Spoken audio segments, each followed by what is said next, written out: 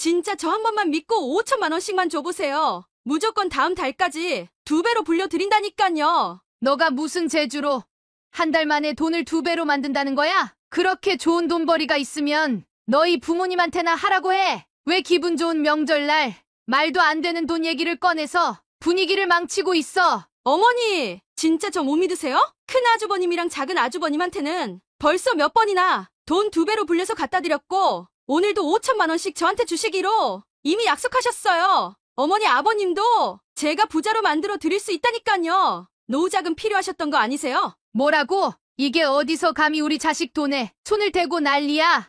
괜히 잘 살고 있는 가정 풍비박산 내지 말고 그 좋은 거 너나 많이 해. 하늘이 무섭지도 않니?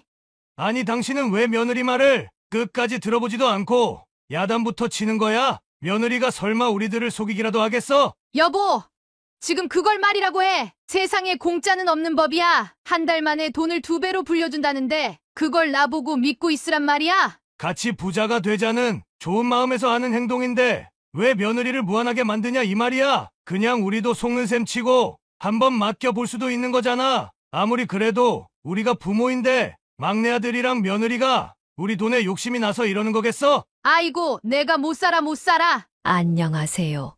저는 아들을 잘못 키운 죄로 앞으로 남은 인생을 평생 죄인으로 살아야 할 운명에 처한 70대 초반 이수자라고 합니다. 돈이 뭔지 평생을 함께한 가족들도 서로 인연을 끊게 만들고 원수로 만들어버리더군요. 저희 가족에게 일어난 기막힌 이야기 한번 들어주실래요? 저와 남편 사이엔 아들 2, 딸 1가 있습니다. 첫째와 셋째는 아들, 둘째는 딸입니다.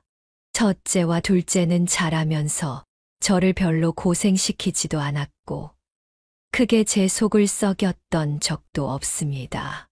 모든 부모님들이 다 저처럼 수월하게 자식들을 키우는 줄만 알았습니다.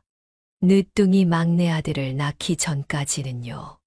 늦은 나이에 뜻하지 않게 얻은 막내 아들이어서 그런지 체력적으로 힘들기도 많이 힘들었지만 막내 아들은 정말 말썽꾸러기였습니다. 사람마다 타고난 성향이 있잖아요. 첫째, 둘째는 그렇게 보채는 성격도 아니었고 밤이 되면 쉽게 잠들고 한 번 잠들면 새벽에 깨는 경우도 거의 없었거든요.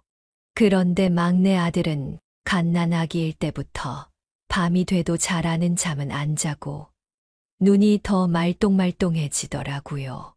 어떻게 좀 재운 것 같으면 얼마 안 지나 울음을 터뜨리며 저를 찾았고요. 막내가 어느 정도 자랄 때까지는 제대로 잠을 자본 적이 손에 꼽을 정도였습니다. 그리고 어느 정도 자라 학생이 됐을 때도 얼마나 제 속을 썩였는지 모릅니다. 차분하고 조용한 성격의 첫째, 둘째와는 달리 막내 아들은 늘 학교에서 사고를 쳤고 막내 아들 때문에 학교에 불려간 적도 여러 번 있을 정도로 저희 집안의 골칫거리였습니다. 첫째와 둘째한테는 체벌 한 번 한 적 없는 저희 남편도 막내 아들한테만큼은 매를 들 정도였으니깐요. 그런 막내 아들도 군대에 다녀온 이후로는 정신을 차리고 열심히 살아보려고 노력을 하더군요. 뒤늦게 공부를 시작해 20대 중반에 대학교에도 들어갔고 그때부터 몇 년간 공무원 공부를 했습니다. 경쟁률도 높고 붙기 힘든 시험인 걸 잘 알고 있어서 항상 조용히 막내 아들 뒷바라지를 했습니다. 하지만 30이 넘도록 막내 아들은 공무원 시험에 합격하지 못했습니다. 수험 생활이 길어지자 스스로 너무 지쳐하고 우울해하더군요. 결국 막내 아들은 32살이 되던 해에 공무원 공부를 포기하고 다른 길을 찾아보겠다고 했습니다. 엄마, 나 이제 공부는 그만하려고. 태진아, 많이 힘들어? 그래도 지금까지 잘해왔는데 딱 1년만 더 해보면 이번엔 좋은 결과가 있지 않을까? 아니야, 작년에도 재작년에도 계속 몇 점 차이로 떨어졌는데 내 능력이 거기까지인가 봐. 나도 벌써 32인데 친구들은 벌써 취직하고 결혼까지 했는데 계속 책만 붙잡고 있을 순 없을 것 같아. 그럼 만약 공부 그만두고 나면 어떤 일을 해볼지는 생각해봤어? 친구가 경기도 쪽에 있는 반도체 건설 현장에서 일을 하고 있는데 거기에 가보려고 숙식도 제공해준다고 하니까 방세도 안 들고 돈도 잘 모을 수 있을 것 같아서. 건설 현장에 일하러 올라간다고? 너 건설 현장에서 한 번도 일해본 적 없는데 많이 힘들지 않을까? 엄마는 네가 눈 감고 딱 1년만 더 해봤으면 좋겠는데. 친구한테도 올라간다고 벌써 얘기해놨어. 물론 몸을 쓰는 일이고 조금 힘들긴 하겠지만 거기서도 기술 열심히 배워서 자리 잡으면 먹고 사는 데는 전혀 지장 없대. 팀장까지 달게 되면 직장인들보다 돈도 더 벌 수 있고. 돈이야 많이 벌 수 있다고 해도 몸이 많이 힘들잖아. 위험하지는 않아? 혹시 다치기라도 하면 어쩌려고 그래? 그렇게 위험하진 않대. 안전관리 하시는 분들도 많아서 나만 조심하면 크게 다칠 일도 없고 다른 친구들보다 늦게 사회생활 시작하는 거니까 돈이라도 많이 벌 수 있는 일을 해야 할 것 같아서 경기도 쪽에 올라가서도 열심히 살아볼 거니까 걱정 안 해도 돼. 아들이 건설 현장에서 일을 해보려고 한다길래 저는 무척이나 걱정이 됐습니다. 저희 남편도 평생 아파트 건설 현장에서 일을 했거든요. 비계라고 부르는 일인데 건설 현장에서 임시 구조물이랑 발판을 만드는 일을 했어요.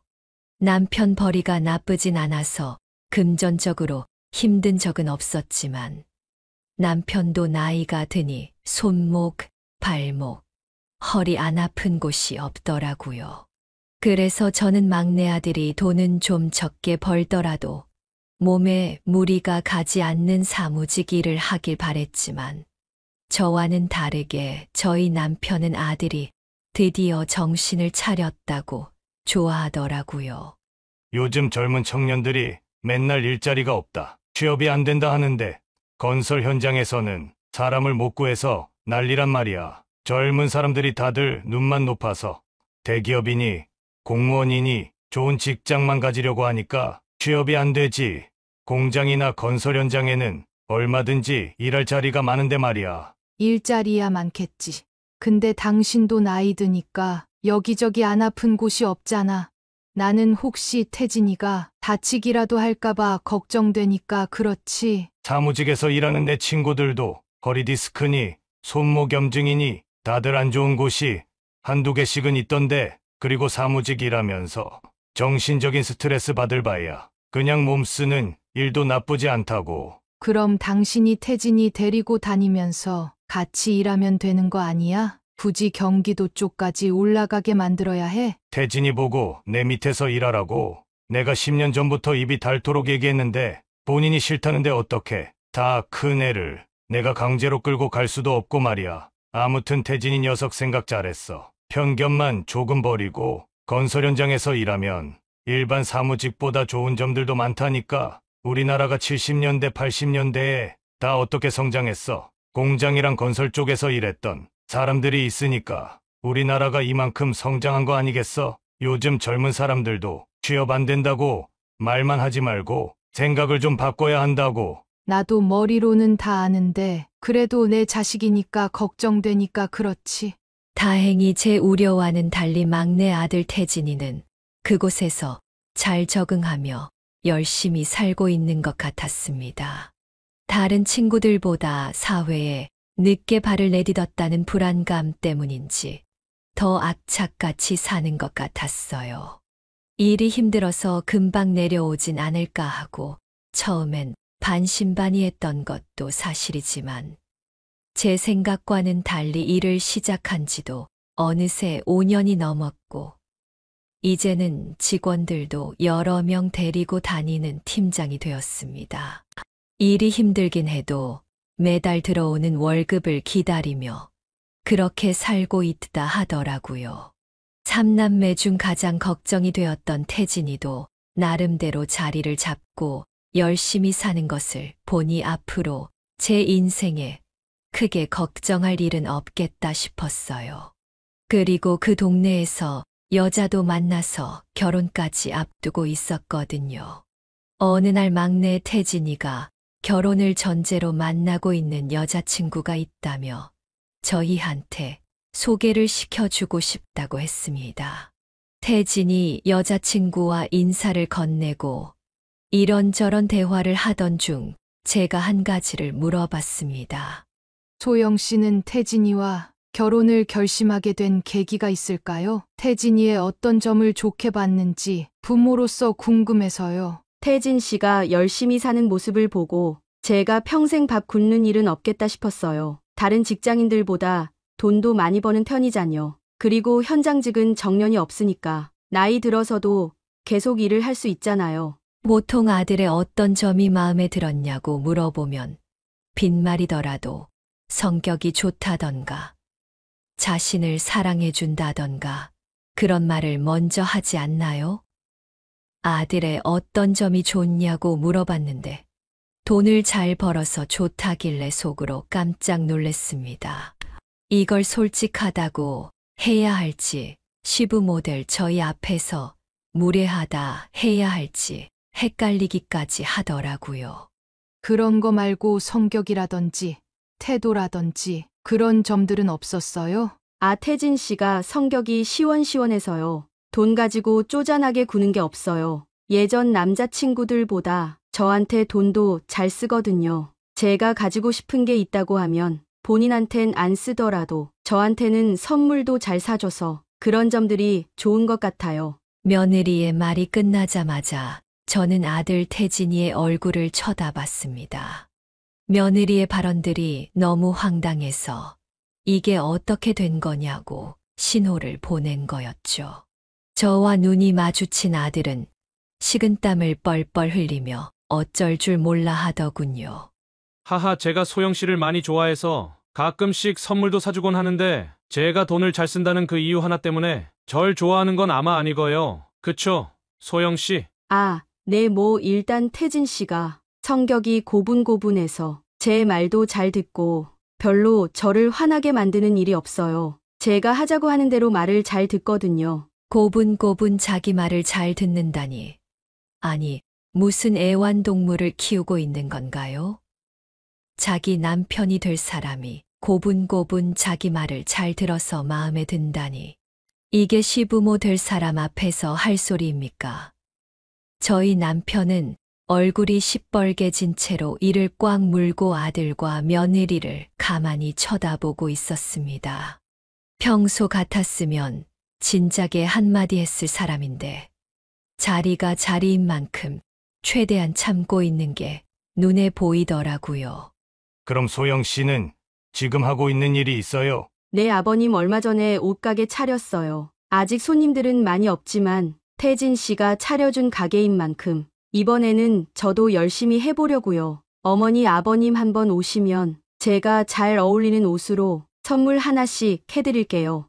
태진이가 옷가게를 차려줬어요. 옷가게 차리는데 그래도 돈이 꽤나 들었을 텐데요. 네, 제가 모아놓은 돈으로는 도저히 안 돼서 태진 씨한테 좀 도와달라고 했는데 시원하게 돈을 다 지원해 주더라고요. 절 정말 많이 좋아하긴 하나 봐요. 태진아, 너는 이따가 아빠랑 얘기 좀 하자. 아니, 아버지, 그게 아니라 제가 아무 여자한테나 그렇게 돈을 쓰고 다니는 건 아니고요. 소영 씨는 저랑 결혼할 사람이니까. 태진 씨가 제 옷가게 차려준 건 저희 결혼 얘기 나오기 전이지 않아요? 그랬던 것 같은데. 정말 사람이 눈치가 없어도 이렇게 없을 수가 있다니.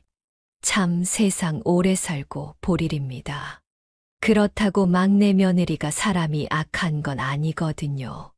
남에게 해코지를 한다거나 그럴 애는 아닌데 정말 제가 살면서 만나본 사람 중에 가장 눈치가 없는 게 막내 며느리였어요. 보통 말을 내뱉기 전에 머릿속으로 한 번씩 생각하고 말을 하기 마련인데 하고 싶은 말은 그냥 해버리는 성격인 것 같더라고요. 그게 잘못된 행동이라는 걸 본인만 모르는 것 같았습니다. 당연히 저와 제 남편은 처음엔 이 결혼을 반대했습니다. 항상 며느리와 얘기해보면 모든 얘기가 돈으로 시작해서 돈으로 끝났거든요. 세상에서 가장 중요한 걸 돈이라고 생각하는 사람 같았습니다. 물론 결혼 생활을 해나가는데 어느 정도의 돈은 필요하겠지만 너무 노골적으로 돈을 밝히는 사람인 것 같아 어느 정도 꺼려졌던 게 사실입니다. 하지만 돈을 너무 밝힌다는 점만 빼면 또 그렇게 나쁜 사람은 아니었어요. 사실 태진이가 제 아들이긴 하지만 어릴 때부터 연애만 하면 한 달을 채 못 넘겼었거든요. 지금까지 여자친구를 몇 명이나 저희한테 소개시켜 준 줄 몰라요. 저번에 소개해 준 여자친구는 어디 갔냐고 하면 헤어졌다 하고, 그러곤 새 여자를 소개시켜 주고, 연애를 진지하게 할 줄 모르고, 너무 사람을 가볍게 대하는 것 같아 걱정이었는데, 그래도 지금 여자친구인 소영이랑은 1년 넘게 만났다고 하더라고요. 아들 나이도 40이 다 돼가고, 지금 만나는 소영이를 놓치면 결혼을 못할 것 같다고 저희한테 얘기를 했는데, 사실 저희 부부도 똑같은 생각이었습니다.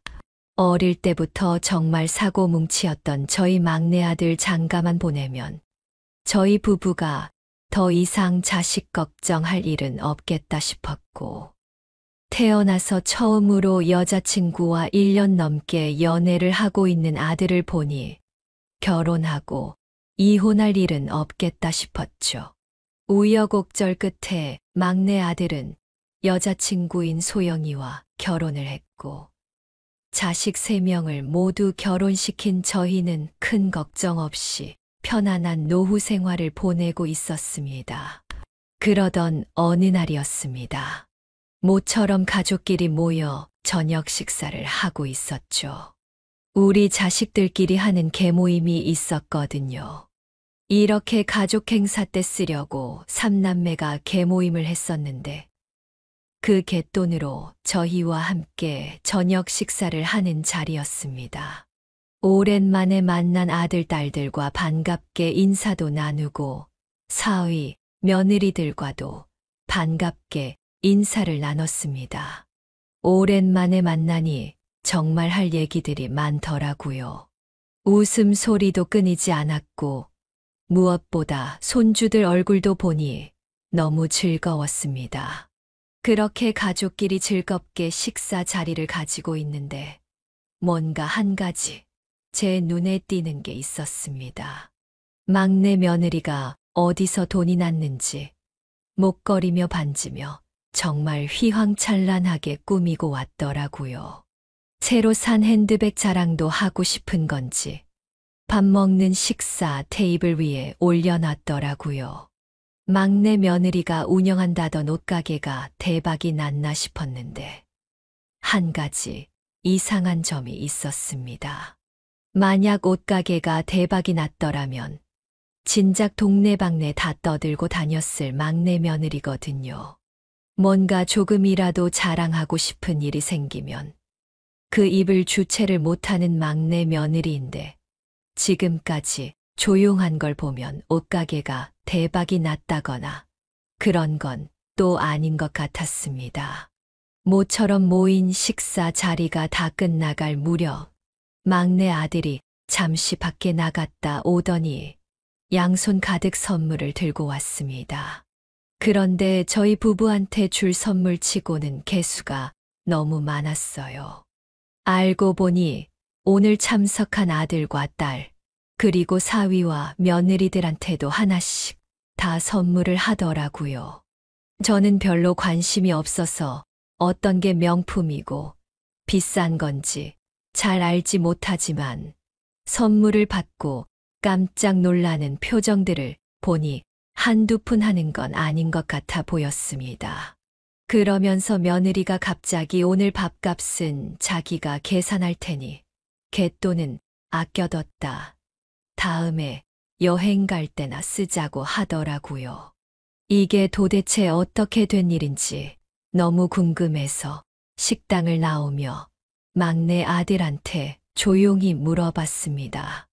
태진아, 갑자기 웬 선물을 이렇게 많이 사왔어? 오늘이 무슨 특별한 날도 아닌데, 그리고 특별한 날이라고 하더라도 오늘 밥값도 많이 나왔을 텐데 너희가 다 계산하고 비싼 선물까지 다 주는 건 너무 부담되는 거 아니니? 너희한테 무슨 돈이 그렇게 있다고 이렇게 돈을 펑펑 쓰는 거야? 아, 엄마, 우리가 최근에 돈을 좀 잘 벌게 돼서 이 정도는 아무것도 아니니까 걱정할 거 하나도 없어. 엄마도 뭐 사고 싶은 거 있으면 말만 해. 아니, 너희가 어디서 그런 돈이 난 거야? 소영이가 하는 옷가게가 대박이라도 난 거니? 아니, 옷가게는 진작에 접었지. 하루 종일 가게에 앉아 있어도 손님 몇 명 오지도 않는 걸 돈도 안 되고 고생만 하는 것 같아서 그만둔 지 꽤 됐어. 그럼 이 돈들이 다 어디서 난 건데? 네 월급이 하루 아침에 몇 배가 된 건 아닐 거 아니야? 소영이가 따로 하는 사업이 있는데 그게 생각보다 잘 풀려가지고 나도 곧 일 그만두고 소영이나 도와줄까 싶어. 무슨 사업이길래 그래?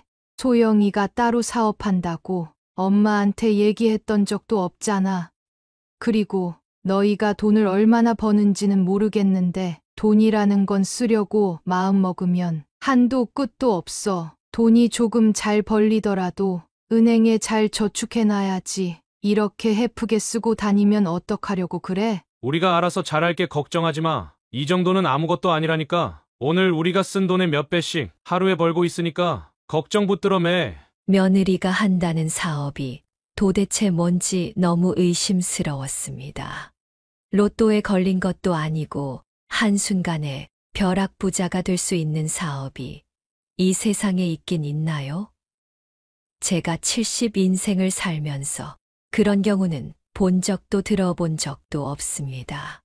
세상 일이라는 게 모두 엄청난 노력과 시간을 쏟아부으면서 조금씩 성장하는 거지. 한순간에 대박이 나는 건 있을 수 없다 생각하거든요. 그리고 저는 어느 순간 전혀 다른 사람이 된 것만 같은 우리 막내 아들 태진이도 너무 걱정이 됐습니다. 무슨 헛바람이 들었길래 명품을 한가득씩 사와서 가족들에게 돌리고 있는지 그 이유를 모르겠더라고요. 돈이 많다는 걸 자랑하고 싶은 건지 아니면 가족들이니까 별 다른 뜻 없이 순수한 마음에 선물을 사다 주는 건지 도저히 갈피를 잡기 어려웠습니다. 그러곤 몇 달이 지나 문제의 명절날이 됐습니다. 아침 일찍 제사를 지내고 다 같이 모여 점심을 먹고 있었어요. 오랜만에 가족들끼리 이야기를 나누며 점심을 먹고 있는데 갑자기 막내 아들이랑 며느리가 큰 가방에서 주섬주섬 뭔가를 꺼내길래 이번에도 저번처럼 선물을 사왔나 싶었습니다. 아주버님, 여기 제가 약속드린 1,000만 원이에요. 그리고 오늘 명절이기도 해서 특별히 며칠 더 앞당겨 드렸어요. 아이고, 재수씨. 아직 며칠 남았는데 벌써 챙겨주시다니 너무 고마워요. 혹시 재수씨 괜찮으시면 지금 그 돈 안 받고 다시 재투자하고 싶은데 그것도 괜찮을까요? 당연히 가능하죠. 근데 지금 저희한테 투자하고 싶다는 사람이 많아서 아주버님 순서 오려면 좀 걸리거든요. 혹시 1,000만 원 더 얹어서 2,000만 원 넣으실 수 있으세요? 그러면 특별히 저희가 순서 앞당겨 드릴게요. 1,000만 원이야. 얼마든지 더 넣을 수 있죠. 지금 계좌로 바로 1,000만 원 더 넣으면 다음 달에 2,500으로 만들어 주시는 거죠? 네, 원금 2,000만 원은 무조건 보장되시는 거고 다음 달까지 2,500으로 드릴게요. 투자가 더 잘 되면 100만 원이나 200만 원 더 얹어 드릴 수도 있고요. 재수씨 진짜 고마워요. 제가 제 친구들한테도 좋은 투자 기회 있다고 얘기해놨거든요. 제 친구들이니 잘 좀 봐주세요. 친구들도 돈이 좀 급하거든요. 네, 아주버님 친구분들이시라고 하니까 제가 특별히 투자 안내 문자 넣어 놓을게요. 그리고 둘째 형님이랑 둘째 아주버님도 여기 제가 약속드린 2,000만 원이에요. 며느리의 말이 끝나기 무섭게 저희 둘째 딸이 사위를 매섭게 노려보더군요. 딸한테 미리 얘기도 안 하고 막내 며느리한테 돈을 맡겼던 모양이에요. 여보, 나한테 말도 안 하고 올케한테 돈을 맡기면 어떡해? 아니, 어디서 돈이 났길래 나 모르게 돈을 맡긴 거야? 진짜 당신 제정신이야? 아니, 일단 진정해봐. 여기 장인 장모님들도 계신데 소리 지르지 말고 이따 집에 가면서 내가 다 설명해 줄게. 아무튼 지금 돈 무사히 받았으면 된 거잖아. 한 달도 안 돼서 500만 원 공짜 돈이 생겼는데 잘했다고 칭찬해줘야 하는 거 아니야? 뭐 500만 원 공짜 돈이 생겼다고? 세상에 공짜가 어딨다고 그래? 당신이 1,500만 원을 올케한테 줬는데 올케가 한 달 만에 2천만 원을 만들어줬다는 거야? 무슨 이런 말도 안 되는 경우가 어딨어? 무슨 일을 하길래 이렇게 말도 안 되는 수익률을 가져다 준다는 거야? 올케가 무슨 재벌도 아니고 말이 안 되잖아. 아니, 같은 집안 사람이라고 우리까지 챙겨주는 걸 고맙게 생각해야지. 의심부터 하면 되겠어? 이렇게 투자 잘하는 사람이랑 같은 집안이라서 우리한테도 기회가 온 걸 감사하게 생각해야지. 소영 씨, 저희도 그 돈 지금 안 받고 다시 재투자할게요. 당신 미쳤어? 재투자는 무슨 재투자야? 올케한테 다시 돈 주기만 하면 진짜 나한테 죽을 줄 알아. 아니, 당신도 방금 두 눈으로 확인했잖아. 약속했던 금액 그대로 주는 걸 두 눈으로 똑똑히 봤으면서 왜 굴러들어온 목을 발로 차려고 해? 저남이 설마 우리 돈을 떼먹기라도 한다는 거야? 시끄러. 그 돈 내가 관리할 테니까 두 번 다시 투자니 뭐니 이야기도 꺼내지 마. 그리고 올케도 우리 남편한테 두 번 다시는 돈 불려준다느니 투자하라니 그런 얘기 하지 마. 뭐 어떻게 돈을 버는 건지 그것까진 내가 모르겠는데. 우리는 부자 안 돼도 상관없으니까 그런 줄 알고 한 번만 더 내 귀에 이런 얘기 들리면 그땐 올케도 나한테 진짜 죽을 줄 알아. 전 정말 제 눈을 의심했습니다. 막내 아들과 며느리가 또 명품 선물들을 사온 건가 싶었더니 무슨 꿍꿍이가 있는 건지 이번에는 커다란 가방 속에서 5만 원권 돈 뭉치들을 꺼내더라고요. 그러곤 약속했던 돈이라고 돈을 건네주는데 그걸 받는 저희 첫째 아들이랑 둘째 사위의 눈을 보니 이미 돈에 미쳐 눈이 반쯤 돌아가 있었습니다. 이런 경우 없는 상황에 너무 화가 나서 지금 어디서 명절날 어른들 있는데 돈다발을 건네주면서 투자 얘기를 꺼내냐고 큰 소리를 쳤습니다. 그리고 두 번 다시 우리 아이들한테 투자니 뭐니 하면서 돈 가져오라는 말 하지 말라고 막내 며느리를 따끔하게 혼냈고요. 그랬더니 남편이 갑자기 며느리 편을 들더라고요.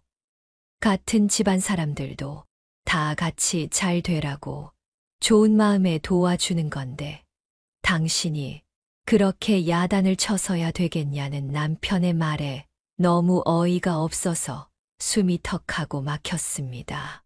저와 생각이 같은 건 둘째 딸밖에 없는 것 같았습니다.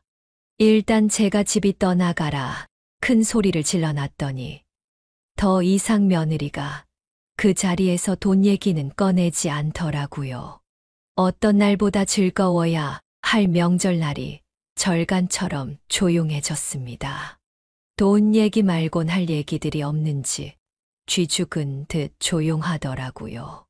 다들 풀이 죽은 듯 이만 일어나 보겠다며 집으로 돌아갈 채비를 하더군요. 둘째 딸과 사위만 조금 더 있다가 가겠다며 남아 있었습니다. 엄마, 올케, 진짜 뭔가 수상하지 않아? 태진이가 도와줘서 옷가게 하고 있다던 사람이 갑자기 어디서 그런 돈이 났대? 그리고 투자니, 금융이니 그쪽으론 아무것도 모르는 것처럼 보였는데 갑자기 무슨 박사라도 된 것처럼 돈 얘기를 하는데 아무래도 뭔가 이상해. 그러니깐 말이다. 저번에 우리 가족끼리 같이 식사할 때부터 이상한 낌새를 느꼈거든. 갑자기 커다란 반지랑 목걸이를 하고 오더니 명품들은 대체 왜 선물하는 거야? 순수한 의도라고 생각하기엔 너무 금액이 크지 않니? 아무튼 너도 최서방 단속 잘해. 아까 며느리가 돈다발 건네줄 때 최서방 눈을 보니까 이미 빠질 대로 빠져 있는 것 같더라고. 이따 집에 가면 진짜 가만 안 둘 거야. 아니, 올케가 도대체 뭐라고 얘기를 했길래 오빠도 그렇고 우리 남편도 그렇고 그 큰 돈을 며느리한테 넙죽넙죽 갖다 준 거야? 내 생각엔 이번이 처음이 아닌 것 같아.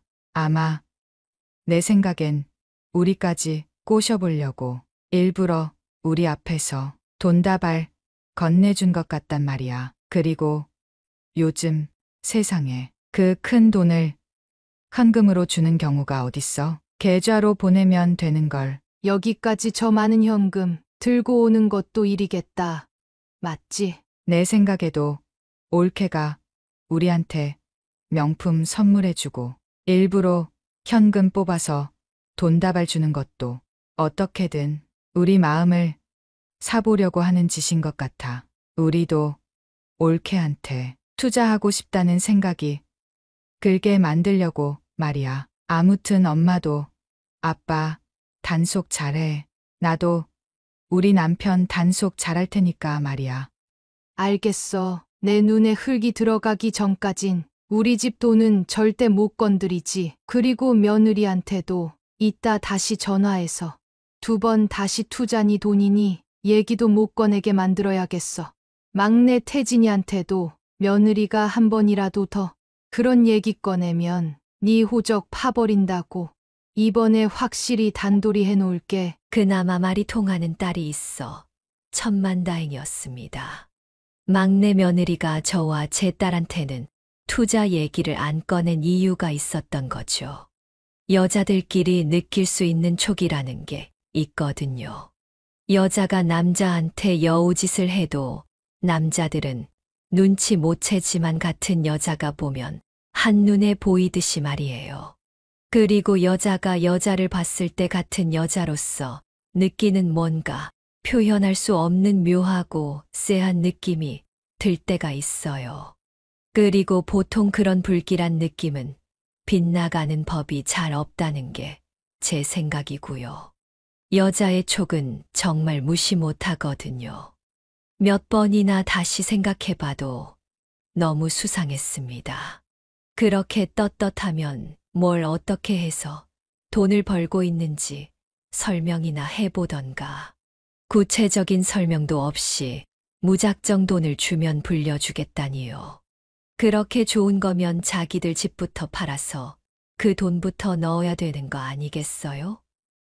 집도 팔고 차도 팔고 있는 재산 없는 재산 싹싹 긁어 모아서 본인들부터 더 부자가 돼야지.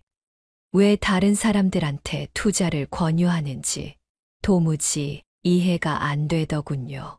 그리고 막내 며느리가 원래부터 돈 버는 재주가 있는 사람이었다면 저도 혹했을지 몰라요. 근데 아들 돈으로 차려준 옷가게도 말아먹었다고 하고 아들과 결혼하기 전에는 꽃집도 했다가 말아먹었다던데 아무리 생각해도 돈 버는 재주랑은 거리가 먼 사람이거든요. 딸한테 꼭 최서방 단속 잘하라고 신신당부를 하며 딸과 사위를 집으로 돌려보냈습니다. 그리고 자식들이 있어 속으로 벼르고 있던 말을 저희 남편한테 쏟아냈지요. 아니 여보, 거기서 며느리 편을 들면 어쩌자는 거야? 명절날 식구들 다 모인 자리에서 돈다발을 주고받는데 그걸 가만히 보고만 있으라는 거야? 며느리가 잘못한 것도 아니잖아. 돈을 떼먹은 것도 아니고 약속한 대로 돌려줬는데 그게 뭐가 문제라는 거야? 아까 첫째한테도 물어보니까 그전에도 몇 번 돈 줬었는데 그때마다 며느리가 약속한 대로 돈을 더 물려서 갖다 줬대잖아. 쟤들도 며느리한테 몇 번 투자해보고 신뢰가 쌓이니까 저러는 거겠지. 아니 며느리는 그 좋은 돈벌이 수단을 왜 자기 형제나 부모들한테는 권유 안 하고 명절날 우리 집에 와서 그러느냐는 거지. 그럼 당신은 막내 며느리가 우리 식구들 상대로 사기라도 친다는 거야? 만약 사기 치는 거였으면 막내 태진이가 말려도 진작에 말렸겠지. 안 그래? 태진이 걔는 어릴 때부터 경제관념도 없고 지금은 완전 며느리한테 홀려가지고 시키는 대로만 하는 허수아비인 거 몰라서 그래? 그렇다고 막내가 우리한테 사기를 치겠냐는 말이야. 다 같이 잘 되자고 하는 일인데 너무 안 좋게만 보고 있으니 답답해서 그렇지. 말 나온 김에 우리도 며느리한테 조금 맡겨보는 게 어때? 당신 미쳤어? 진짜 단 한 푼이라도 며느리한테 맡기면 진짜 가만 안 둘 거니까 알아서 해. 이 나이 먹고 이혼하고 싶어서 그러는 거 아니지? 며느리한테 맡길 돈 있으면 차라리 그 돈으로 기부나 해. 어차피 버릴 돈인데 좋은 곳에 쓰는 게 낫지. 아니, 이게 어떻게 버리는 돈이라는 거야? 아까 보니까 2천만 원 맡기면 한 달 안에 2,500으로 만들어준다던데 우리 생활비로도 쓰고 몇 번 맡기다 보면 노후 자금에 보태 쓸 수도 있을 것 같은데 왜 이런 좋은 기회를 놓치려고 해? 좋은 기회는 얼어 죽을 좋은 기회. 2번 다시 입 밖에도 꺼내지 마. 첫째도 그렇고 둘째 내도 그렇고 다들 앉아서 돈 벌어가고 있는데 우리만 가만히 있으니까 뭔가 손해보는 것 같잖아. 시끄러. 진짜 앞으로 두고 봐. 지금 며느리가 하고 다니는 짓거리들. 내가 봤을 때 절대 좋게 끝나지만은 않을 거야. 당신도 정신 바짝 차리고 며느리 단속이나 잘해. 저는 그날 이후로 일주일에 한두 번씩은 꼭 자식들에게 전화를 걸어 며느리한테 돈을 아직도 맡기고 있는 건 아닌지 확인 전화를 했고, 막내 아들과 며느리한테도 다시는 형이랑 누나한테 투자 권유를 하지 않겠다는 약속도 받아냈습니다. 제발 제 불길한 느낌이 빗나가길 하루하루 기도를 하는 심정으로 보냈죠. 하지만 인생을 살다 보면 꼭 불길한 느낌은 빗나가는 법이 없더라고요. 우려했던 일이 현실이 되고 말았습니다. 여보세요? 혹시 이태진 씨 어머니 되시는 분 맞으세요? 네, 제가 태진이 엄마인데 지금 전화 거시는 분은 누구시죠? 누구긴 누구야? 당신 아들한테 돈 떼인 사람이지.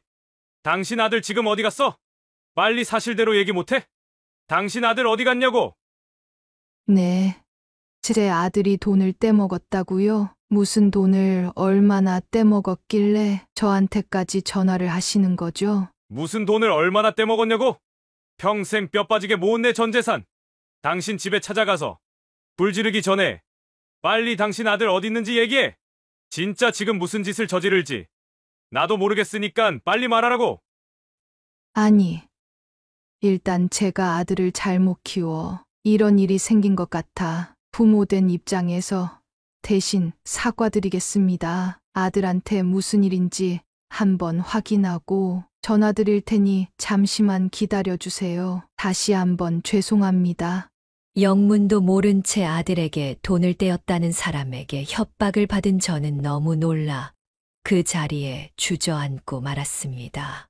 도대체가 어떻게 된 일인지 확인해 보려고 아들에게 전화를 걸었더니 휴대폰이 꺼져 있더군요. 며느리 번호로 전화를 거니 아예 없는 번호라며 휴대폰을 해지시켜 놨더라고요. 그날 이후로 정말 모르는 번호로 저와 제 남편에게 수백 통의 전화가 걸려왔고, 그때마다 아들 잘못 키운 제 잘못이라며 죄송하다는 말밖에는 할 말이 없었습니다. 처음엔 일단 우리 아들이 잘못한 거니 부모된 입장에서 아들에게 피해를 보신 분들에게 사과를 드리고 대신 돈을 갚아 드리려고 했는데 정말 생각도 못할 만큼의 거액이라서 정말 어떻게 해야 할지 모르겠더라고요. 그리고 어떻게 번호를 알았는지 저희 첫째 아들과 둘째 딸에게도 하루에 수십 통씩 전화가 왔다고 합니다. 그렇게 지옥과도 같은 몇 달이 지나가고 드디어 제 아들에게서 연락이 왔습니다. 탄원서를 써줄 수 없겠냐는 부탁이었습니다. 어떻게 된 일이냐 물어봐도 모든 건 며느리가 주도해서 벌인 일이고 자기는 제대로 아는 게 없다는 대답만 하더라고요. 며느리는 특경법 위반으로 벌써 구속이 됐고 아들은 사기방조죄로 감옥에 가게 될 상황이라면서요. 알고 보니 이미 저희 가족한테 투자 권유를 하기 전부터 인터넷을 통해 수백 명의 사람들에게 투자 사기를 치고 있었고 이상함을 눈치챈 몇몇 사람들이 돈을 돌려달라고 하자 돈을 돌려막기 위해 저희 가족에게까지 투자 권유를 한 거였다고 합니다. 처음엔 작은 금액으로 시작해서 믿을 수 있는 사람이라는 신뢰를 준 다음 큰 금액을 투자하도록 사람들을 유혹했던 거죠. 그렇게 며느리를 완전히 믿게 된 사람들은 한 번에 큰 금액을 투자하게 됐고 결국 며느리는 다음 달에 주겠다, 몇 달 뒤에 주겠다며 돈을 돌려주지 않았다고 합니다. 이걸 불행 중 다행이라 해야 할지 저희 자식들은 저와 제 딸의 간곡한 부탁을 듣고 다행히 며느리한테 큰 금액은 맡기지 않았던 것 같습니다. 저희 남편이 저 몰래 300만 원을 며느리한테 맡긴 것만 빼면 저희 식구가 며느리한테 사기당한 돈은 없는 셈이죠. 그러면 뭐 하나요? 저는 자식을 잘못 키운 죄로 막내 아들과 며느리한테 사기를 당한 분들께 평생 죄인으로 살아야 할 텐데 말이에요. 모든 건 아들을 잘못 키우고 돈에 눈이 돌아간 며느리와 결혼을 시킨 제 잘못이라고 생각합니다. 아들에게 탄원서를 써달란 부탁을 듣고 나선 며칠 때 한숨도 못 자고 뜬 눈으로 밤을 지새웠습니다. 아들은 일단 사회에 다시 나가서 자기들이 저지른 잘못을 어떻게든 수습해 볼 테니 일단 저희 식구들한테 탄원서를 받아달라고 계속 부탁을 해오고 있습니다. 사연을 제보하는 지금도 아들 말대로 주변 친지들한테 탄원서를 받아서 아들에게 전해줘야 하나, 그냥 모른 척 해야 하나 너무 고민이 됩니다. 이 사연을 듣고 계신 분들이 제 입장이라면 어떻게 하실 것 같으세요? 아들이 부탁한 대로 탄원서를 써줘서 일단은 아들이 하루빨리 사회에 다시 나와 스스로 상황을 해결할 수 있게 도와주는 게 맞다고 생각하시나요? 아니면 자기 형제들에게까지 사기를 치려고 한 이 불효막심한 아들놈과 아예 인연을 끊는 게 맞다고 생각하시나요? 곧 추석 명절이 다가오는데 이 사연을 들으시는 분들은 가족끼리 돈 문제 때문에 힘든 일이 생기는 경우가 없었으면 합니다. 지금까지 제 사연을 들어주셔서 감사드리고 제 사연에 좋아요나 구독 한 번씩 눌러주시면 저에게 보내주시는 위로라 생각하고 어떻게든 힘을 내며 살아보겠습니다. 여러분들 가정엔 이런 일이 생기질 않길 바라며 이만 물러가겠습니다. 감사합니다.